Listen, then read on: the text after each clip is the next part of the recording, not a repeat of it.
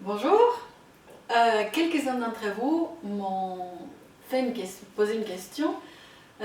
Oui, maintenant que tu fais pas des vidéos tous les mois, ça veut dire que tu vas mieux certainement.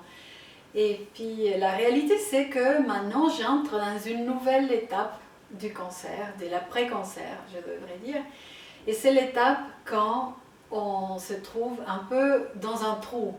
Il y a un grand épuisement physique, psychique, et le médecin, l'oncologue va te dire que c'est tout à fait normal.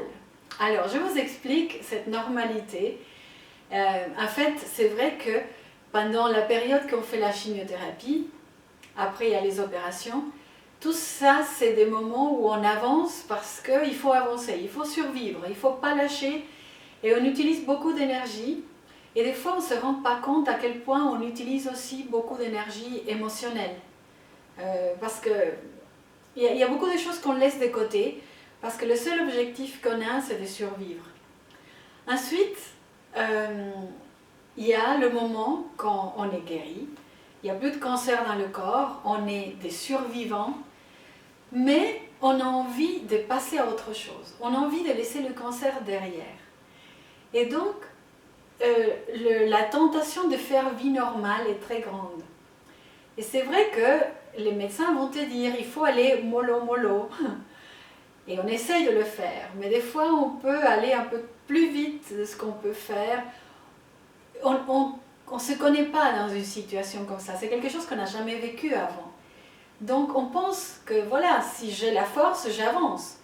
Mais le problème c'est que, à un moment donné, ces forces vont diminuer tellement qu'il n'y a plus de force. Le cerveau ne veut plus, on arrive au niveau cognitif, on arrive à faire pas grand chose. Physiquement, on est épuisé au moindre effort et on se retrouve à nouveau avec un congé maladie qu'on n'imaginait pas. Parce qu'on ne peut rien faire.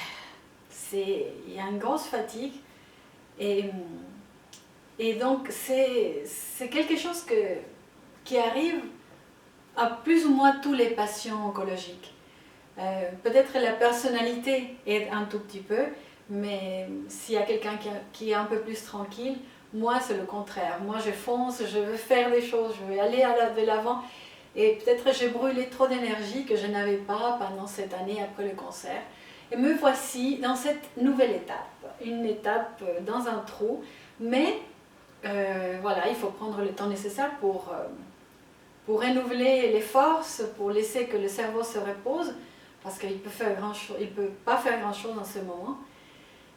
Et puis, quelque chose de très positif, et qui est en train de m'aider beaucoup, j'ai fait une thérapie psycho-oncologique, c'est-à-dire c'est un psychiatre, un psychologue spécialisé en oncologie, parce que l'expérience du patient oncologique est tout à fait différente et très spécifique.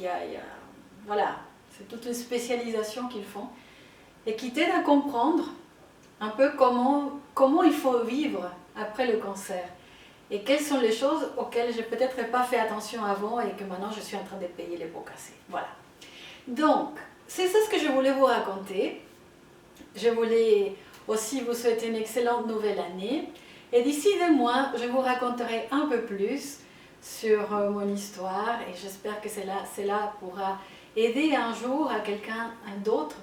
Peut-être je pourrais vous raconter avec un peu plus de détails, mais pour l'instant, c'est tout ce que je peux, la force que j'aurai pour vous raconter. Donc à bientôt et merci beaucoup de me suivre. Ciao, ciao.